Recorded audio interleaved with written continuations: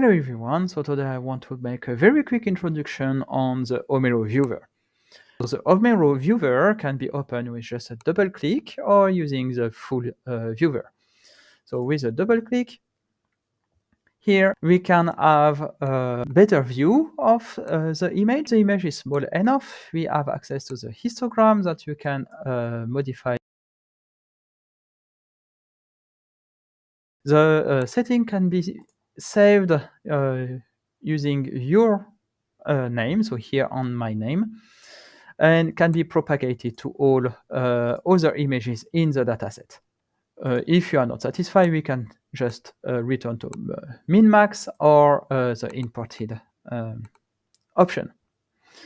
You have access to the scale bar here, so we can see that this is a 20 micrometer, and you can explore, in this case, the volume, since I here said volume.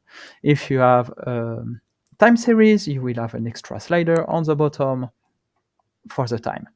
Finally, you have access to the ROI manager, where you can draw some point of interest. For example,